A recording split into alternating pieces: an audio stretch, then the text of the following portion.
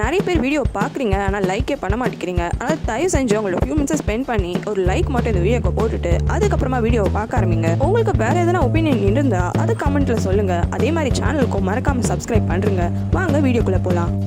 ஆண்டிகிட்ட விசாரிச்சுட்டு பார்க்கும் கிளம்புறான். அவனுக்கு எல்லாமே ரொம்ப கன்ஃபியூசிங்காக இருக்கு. அப்போ திடீர்னு ஹன்சு வந்து முன்னாடி நிற்கிறா. அதுக்கப்புறமா ஹன்சுவும் அந்த போலீஸ் சைட்கிட்ட போய் கேட்குறா, நான் இந்த மாதிரி போனேன், அப்படி போகும்போது என்னோட அப்பா அம்மாவோடதுலாம் இருந்தது, ஆனால் அக்காவோடது மிஸ் ஆகிட்டு இருக்கு. நானும் கான்ட்ராக்ட் ரெக்கார்ட்லாம் வாங்கி பார்த்தேன். அப்போதான் அவங்க சொன்னாங்க 10 வருஷத்துக்கு முன்னாடி ஒரு ஃபயர் ஆக்சிடென்ட் ஆயிடுச்சு, அதனால பழைய ரெக்கார்ட்லாம் இல்லை, புது ரெக்கார்ட் தான் இருக்குன்னு. ஹன்சு சொன்ன விஷயத்த கேட்ட போலீஸ் சைடும் உன்னோட அக்காவை கண்டுபிடிக்கிறது ரொம்பவே கஷ்டமா, காரணம் உன்னோட ரெக்கார்ட்ஸே கரெக்டாக இல்லை, ஃபயர் ஆக்சிடென்ட் ஆச்சுன்னு வேற சொல்ற, அப்புறம் எப்படி உன்னோட அக்காவோட ரெக்கார்ட்ஸை கண்டுபிடிக்கிறது? முதல்ல உன் அக்கா இங்கே தான் இருக்காங்களா இல்லை கொரியா விட்டே போயிட்டாங்களான்னு கூட உனக்கு தெரியாது, அதனால அக்காவை கண்டுபிடிக்கிறதுலாம் ரொம்ப கஷ்டமான விஷயமா அப்படின்ட்டு சொல்றாரு. உடனே ஹன்சுவும், அன்னைக்கு நான் டிரான்ஸ்போர்ட்டேஷன் டிபார்ட்மெண்ட்டுக்கு போயிட்டு அந்த ஆக்சிடென்ட்டை பற்றி கேட்டேன், அவங்கள என்ன டீட்டெயில்ஸ் கிடைச்சா சொல்றேன்னு சொன்னாங்க, அது கூட ஹெல்ப் ஆகாதா அப்படின்ட்டு கேட்குறா. உடனே பார்க்கும், இவர் பேசுறதுலாம் கேட்காதீங்க, நீங்க சொல்லிட்டீங்களா அங்கே டிபார்ட்மெண்ட்ல அவங்களாம் சூப்பராக வேலை செய்கிறவங்க, அவங்க கண்டிப்பாக அந்த ஆக்சிடென்ட்டை பற்றியான டீட்டெயில்ஸ்லாம் உங்களுக்கு தருவாங்க, நீங்க கவலைப்படாதீங்கன்னு ஹன்சுவை சேர் பண்றான். அதுக்கப்புறமா ஹன்சுக்காக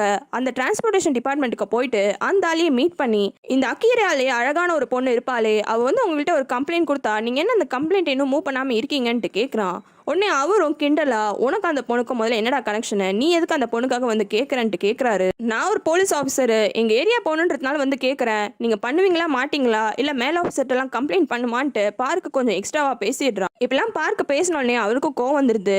ஆர்வ கொள்ளர் தானே நீயே போயிட்டு அந்த பொண்ணுக்காக எல்லா டாக்குமெண்ட்ஸையும் தேடு, எனக்கெல்லாம் டைம் கிடையாது, என்கிட்ட தானே அந்த பொண்ணு சொன்னா, நான் பார்த்துக்கிறேன், நீ போய் வேலையை பாருன்ட்டு திட்டி அனுப்பிச்சிடுறாரு. யுஞ்சியோட வீட்டை காமிக்கிறாங்க. அந்த பாட்டியை தவிர எல்லாரும் டேபிளில் சாப்பிட்றதுக்கு உட்கார்றாங்க. உடனே யுஞ்சியோட ஹஸ்பண்டும், அம்மா எப்போ வருவாங்க கோயில இருந்து அப்படின்ட்டு கேட்குறான். அதுக்கு யுஞ்சி, ஒரு வாரம் தங்குறேன்னு சொல்லியிருந்தாங்க, வரத்துக்கு லேட் ஆகும் போல இருக்கு அப்படின்ட்டு சொல்றான். உடனே அந்த அப்பாவும் கியூன் கிட்ட, சரி நீ எப்போ வந்து ஆஃபீஸில் ஜாயின் பண்ண போற அப்படின்ட்டு கேட்குறாரு. கியூன் பதில் சொல்றதுக்கு முன்னாடியே யுஞ்சி, அம்மா ஆக்சுவலாக கோயிலுக்கு போனதுக்கான காரணமே கியூன் தான், கியூனோட ஜாயினிங் டேட்டை குறிக்கிறதுக்காக தான் அவங்க கோயிலுக்கு போயிருக்காங்க அப்படின்ட்டு சொல்றா. யூனா எனக்கும் இதுக்கும் சம்மந்தம் இல்லைன்ற மாதிரி சாப்பிட்டுட்டு இருக்கா. யூனாவை பார்த்த அப்பாவும், ஏம்மா அன்னைக்கு எங்க கிட்ட பொய் சொன்ன, அப்பா அம்மா கிட்ட இந்த மாதிரிலாம் பொய் சொல்லாமா, அன்னைக்கு நீ பொய் சொன்னதுக்கான எக்ஸ்பிளனேஷன் இன்னும் சொல்லலையேன்ட்டு கேட்குறாரு. யூனாவை பதில் சொல்ல விடாம யுஞ்சிய பதில் சொல்றா. அன்னைக்கு நைட்டே போயிட்டு அவகிட்ட கேட்டேன், அவளும் உண்மையை சொன்னா, சைக்கிள் ஓட்டிட்டு போயிருக்கா, அப்ப அப்படியே ரோடோரமா போய் கீழே விழுந்துட்டு இருக்கா, அப்பா அம்மா கிட்ட சொன்னா திட்டுவோன்றதுனால இந்த மாதிரி ஒரு விஷயத்த சொல்லியிருக்கா. உடனே அப்பாக்கு கோவம் வந்துருது, ஏன் நீ தான் எப்படி இருக்கியோன்னு தெரியல, கியூன் பாரு இந்த மாதிரிலாம் அவன் பண்ணதே கிடையாதுன்ட்டு சொல்றாரு. ஆனா கியூனு, உங்களுக்கு என்னப்பா தெரியும், நான் கூட இந்த மாதிரி வீட்டை விட்டு எத்தனையோ வாட்டி ஓடி போயிருக்கேன் அப்படின்ட்டு சொல்றான். நீயா ஓடி போயிருக்க அப்படின்ட்டு அந்த அப்பா ஷாக் ஆயிட்டாரு. உடனே யுஞ்சியும், ஆமா நான் வீட்டுக்கு வந்த புதுசுல அவனால என் அம்மாவை ஏத்துக்க முடியல, அதனால நிறைய வாட்டி இந்த மாதிரி பண்ணிருக்கான் அப்படின்ட்டு சொல்றா. யூனாவும், அப்ப அம்மா உனக்கு பிடிக்கலையானா அப்படின்ட்டு கேக்குறா. ஆமா அம்மா கிட்ட ஒரு வருஷத்துக்கிட்ட நான் பேசவே இல்லை அப்படின்ட்டு சொல்றான். சரி எப்படி அப்புறம் அம்மா கிட்ட நீ பேச ஆரம்பிச்சேன்ட்டு யூனா கேக்குறா. அப்பா அப்பெல்லாம் வீட்லேயே இருக்க மாட்டாரு, பிஸ்னஸ்ன்னு சொல்லிட்டு போயிடுவாரு, நானும் அம்மா கிட்ட பேசவே மாட்டேன், ஆனால் அவங்க டெய்லியும் எனக்கு லஞ்ச் பேக்கோட ஒரு சின்ன நோட் அனுப்புவாங்க, உன் ட்ரெஸ் இன்னைக்கு நல்லா இருந்தது, உன் ஹேர் நல்லா இருக்கு, ஜெல்லை போட்டுக்கோ, இப்படி பண்ணு அப்படி பண்ணுன்ட்டு. அப்படியே அம்மாவும் நானும் ரொம்ப க்ளோஸ் ஆயிட்டோன்னு சொல்றான். இதெல்லாத்தையும் கேட்ட அப்பாவும், பரவாயில்லையே ரொம்ப தான் ஹார்ட் ஒர்க் பண்ணியிருக்கேன்ட்டு யுஞ்சியை பாராட்டுறாரு. நான் என்ன பண்ண வேற, அவன் கிட்ட பேசவே இல்லையே, அப்போ எதனா பண்ணி தானே ஆகணும் நானுன்னு யுஞ்சியும் சொல்றா. சாப்பிட்டுட்டு இருந்த யூனாவும், அம்மா சொன்னது எல்லாமே போய், அன்னைக்கு நான் ஒன்றும் கீழெல்லாம் விழல, அன்னைக்கு நான் ஹைஜீன் மிஸ்ஸை பார்த்தேன், அவங்கள பார்த்ததுனால ஷாக்ல தான் கீழே விழுந்துட்டேன். அப்பாவும் கோவப்படுறாரு, என்ன பொய் சொல்லிருக்கியாமே, என்ன நடக்குது அப்படின்ட்டு கேட்குறாரு. உடனே யூனா, அப்பா அந்த ஹைஜீன் மிஸ் ஆல்ரெடி செத்து போயிட்டாங்க. இதை கேட்டு அவர் இன்னுமே பயந்துடுறாரு. உடனே யுஞ்சி போயிட்டு யூனா கிட்ட, நீ முதல்ல ஏந்திரு ஒரு ரூமுக்கு போ அப்படின்ட்டு எவ்வளோ டார்ச்சர் பண்றா. ஆனா யூனா அப்படி அவ பண்ணும்போது கூட, அப்பா அவங்களுக்கு ஒரு விஷயம் தெரியுமா, நம்ம ஊர்ல ஒரு டெட் பாடி கிடைச்சிருக்குல்ல, அது ஹைஜீன் மிஸ்ஸோடது தான். யூனா இப்படிலாம் பேசினோல்னே அப்பாவுக்கும் ரொம்ப கோவம் வந்துடுது. யுஞ்சி கிட்ட, உன் பொண்ணுக்கு ஏதோ ஆயிடுச்சு, முதல்ல அவளை கொண்டு போயிட்டு எதனா ஒரு சைக் வார்டில் சேர்த்து விடுறு, கண்டிப்பா எந்த தெராபிஸ்டாலையும் அவளை சரி செய்ய முடியாதுன்ட்டு கோவப்படுறாரு. யுஞ்சி அதுக்கு, நீங்க மட்டும் அப்படி ஒரு விஷயத்த பண்ணலனா நம்ம பொண்ணு ஏன் இப்பெல்லாம் சொல்ல போறா அப்படின்ட்டு சொல்றா. அதுக்கு அப்பாக்கு இன்னுமே ரொம்ப கோவம் வந்தது, ரூமை விட்டு வெளியில போயிடுறாரு. போனவர் உடனே போலீஸ் சைடுக்கு கால் பண்ணி அந்த டெட் பாடி கண்டுபிடிச்சிங்களே அது யாருன்னு கண்டுபிடிச்சிங்களா அப்படின்ட்டு விசாரிக்கிறாரு. ஆனால் அவங்க இன்னுமே கண்டுபிடிக்கலன்ட்டு சொல்கிறாங்க. போலீஸை இன்னும் கண்டுபிடிக்கல, அப்புறம் எப்படி யூனா இப்படிலாம் சொல்கிறான்ட்டு அப்பாவே யோசிக்கிறாரு. யூனா அடுத்தது கியூனோட ரூமுக்கு போகிறா. போனவ அண்ணா ஒரு ஹெல்ப்பு, எனக்கு தெரிஞ்ச ஒரு அக்கா இருக்காங்க, அந்த அக்காவுக்கு அப்பாவோட ஆஃபீஸில் ஒரு வேலை வாங்கி தரணுன்ட்டு கேட்குறா. காயங்க ஸ்கூலுக்கு போகிறா. அவளோட முடியெல்லாம் பாதி கட் பண்ணியும் கட் பண்ணாமல் இருக்கு. அவளோட அம்மா கொடுத்த பனிஷ்மெண்ட் போல ரொம்ப எரிச்சலாக அவளோட பிளேஸில் போய் உட்கார்றா. உட்கார்ந்தோடனே அவளோட அந்த 3 ஃப்ரெண்ட்ஸும் வந்து விசாரிக்கிறாங்க. அப்புறம் ஒரு ஃப்ரெண்டு, அன்னைக்கு நீ வரல, நாங்கள் கிளப்பை விட்டு கிளம்பிட்டு படத்துக்கு போகலான்னு நடந்து போயிட்டு இருந்தோம், அப்போ நாங்கள் தெருவில் யாரை பார்த்தோம் தெரியுமா, அந்த யங் லேடியை தான் பார்த்தோம் அப்படின்ட்டு சொல்கிறா. இந்த பேரை கேட்டோன்னே காயங்க ரொம்ப ஆர்வமா, உண்மையாலுமே அந்த யங் லேடியை பார்த்தீங்களா, எங்கே பார்த்தீங்க அப்படின்ட்டு கேட்குறா. இன்னொரு ஃப்ரெண்டு, ஆமாம் செம்ம மழை அன்னைக்கு நைட்டு, இருந்தாலும் அவள் எப்படி தெரியுமா மேக்கப் போட்டிருந்தா, அதோ போட்டிருக்க ட்ரெஸ்ஸும் பார்க்க கண்கொள்ளா காட்சியாக இருந்தது, இதோ பாரு நான் ஃபோட்டோ கூட எடுத்தேன்னு ஃபோனில் எடுத்த ஃபோட்டோவை காமிக்கிறா. ஃபோட்டோவை பார்த்த காயங்கும் ஏதோ ஒரு விஷயத்த யோசிச்சுட்டு, இந்த ஃபோட்டோ உடனே எனக்கு அனுப்பிவிடும் என் ஃபோனுக்கு அப்படின்ட்டு சொல்கிறா. கியூனும் ஸ்கூலில் தான் இருக்கான். முதல் வேலையாக அவன் போயிட்டு அந்த ஸ்கூலோட பிரின்சிபலை தான் மீட் பண்ணுறான். நீங்கள் தான் அடுத்த டைரக்டர் ஆக போகிறீங்கன்னு சொன்னாங்க, என்னைக்கு பதவி ஏற்றுக்க போகிறீங்கன்ட்டு கேட்குறான். அதுக்கு கியூனும் அடுத்த வாரம் எடுத்துக்கலான் இருக்கேன், ஆனால் தயவு செஞ்சு எந்த ஃபங்க்ஷனும் வச்சிடாதீங்க, எனக்கு எந்த ஃபங்க்ஷனும் வேணாம், நான் அப்படியே ஜாயின் பண்ணிக்கிறேன்ட்டு கேட்குறான்.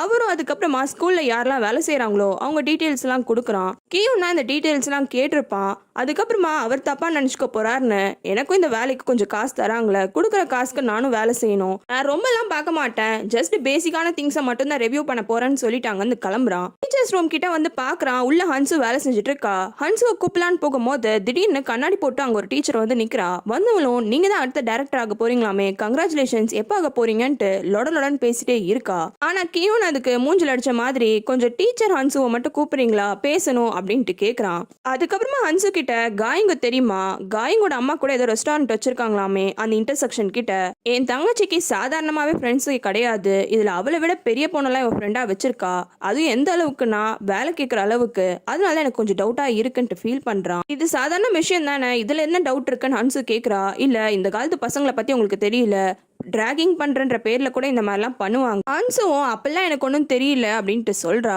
கியூனு, எனக்கும் ஐடியா இல்லதான், பட் இருந்தாலும் நான் இப்போதைக்கு அந்த காயங்க ஹையர் பண்ணலான்னு சொல்லியிருக்கேன். யூனாவே அந்த பொண்ணுக்கு வேலை வேணும்னு வந்து கேட்டிருக்கா. கண்டிப்பா அந்த பொண்ணு எப்படிப்பட்ட பொண்ணு நானும் நேரில் பார்க்கணுன்ட்டு சொல்றான். யூனாவும் அடுத்தது மாடிக்கு போய் காயங்க மீட் பண்றா. உனக்காக வேலை கேட்டேன், என்னோட அண்ணன் என்ன பொசிஷன் வேக்கண்டா இருக்கோ அதில் உன்னை ஹையர் பண்றேன்னு சொல்லியிருக்கான், உனக்கு வேலை கிடைச்சா யார் சீரியல் கில்லர்னு சொல்லுவேன்னு சொன்னல, யாரு அப்படின்ட்டு கேட்குறா. ஆனால் காயங்க, இந்த வாய் பேச்செல்லாம் என்கிட்ட நடக்காது, நான் உங்ககிட்ட சொல்லிட்டு அப்புறமா நீ எனக்கு வேலை வாங்கி தரலனா கையில் வேலை வரட்டும், அப்புறமா நான் யாருன்னு சொல்கிறேன்னு அங்கேருந்து கிளம்புறா. அப்போதான் யூனா காயங்கோட முடி அப்படி இருக்கிறத கவனிக்கிறா. ஏன் உன் முடி அப்படி இருக்கு, எதனா நடந்ததா அப்படின்ட்டு கேட்குறா. காயங்கோ, ஆமாம் ஒரு பெரிய விஷயம் நடந்தது, அது உன்ன மாதிரி சின்ன குழந்தைக்கெல்லாம் தெரியணும்னு அவசியம் கிடையாதுன்ட்டு எரிச்செல்லாம் அங்கேருந்து கிளம்புறா. அப்படி வெளியில் வரும்போது அந்த டிராயிங் டீச்சரை அவள் பார்க்குறா. உடனே இவளும் பக்கத்தில் இருக்க ரூம்குள்ளே போயிடுறா. போயிட்டு மேக்கப்லாம் போட்டுட்டு ரொம்ப ஆர்வமாக வெளியில் வந்து பார்க்குறா. ஆனால் அந்த டிராயிங் டீச்சர் இன்னொரு பொண்ணுக்கிட்ட பேசிகிட்டு இருக்கான். அதுவும் அந்த பொண்ணு ரொம்ப கொஞ்சம் பேசுகிறா. சாரி சார், ஹோம்ஒர்க் பண்ணல, என்னை மன்னிச்சிருங்கன்னு டிராயிங் டீச்சரும் அந்த பொண்ணு கூட விளையாடுற மாதிரியே பேசுகிறான். இதெல்லாம் பார்த்து காயங்க்கு ரொம்பவே எரிச்சல் ஆயிடுது. ரொம்ப எரிச்சலா அவங்கள கிராஸ் பண்ணியே வந்துடுறா. டிராயிங் சார் கிட்ட அந்த பொண்ணும் பேசிட்டு அந்த பொண்ணும் பின்னாடியே வரா.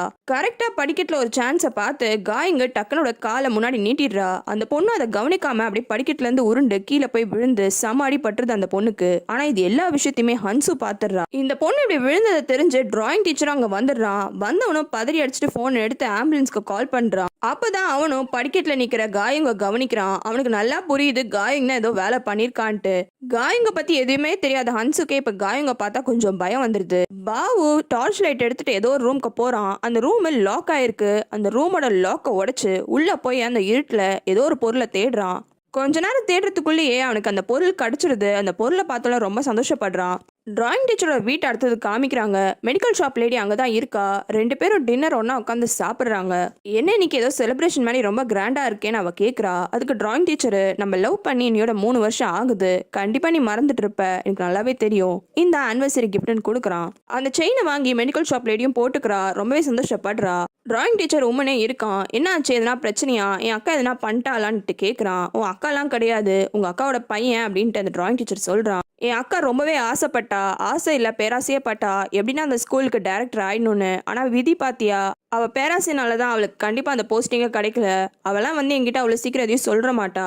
அதனால தான் அவளோட மாமியாரும் அவளோட பேரனுக்கு அந்த பதவியை கொடுத்துட்டாங்கன்ட்டு சொல்கிறா. ஆனால் டிராயிங் டீச்சருக்கு அவங்க கிட்ட தான் ஆல்ரெடி அவ்வளோ காசு இருக்கே, அப்புறம் எதுக்கு அவங்க பேராசை பட போகிறாங்கன்ட்டு கேட்குறான். என் அக்காவை பற்றி எனக்கு தெரியாதா? அவள் பார்க்க தான் ஏஞ்சல் மாதிரி இருப்பா. ஆனால் கிட்ட நீ போக போக தான் அவளோட கேவலமான கேரக்டர் உனக்கு புரிய வரும். வா சாப்பிடலான்னு 2 பேரும் சாப்பிட ஆரம்பிக்கிறாங்க. இந்த டிராயிங் டீச்சர் இவ்வளோ டைலாக் பேசினதுக்கான காரணம், ஸ்கூலில் அவன் டெம்பரரி டீச்சராக தான் ஒர்க் பண்ணிட்டு இருக்கான். அவனோட கான்ட்ராக்ட் முடிய போகுது. உடனே மெடிக்கல் ஷாப் லேடியோ, நீ கவலைப்படாத, நான் அவகிட்ட பேசுறேன், ஒருவேளை அவனை இந்த வாட்டி பெர்மனன்ட் டீச்சரா கூட ஆக்கிடுவாங்கன்ட்டு சொல்றா. உங்களுக்கு வேற சீரிஸ் பார்க்கணும்னா கமெண்ட்ல சொல்லுங்க.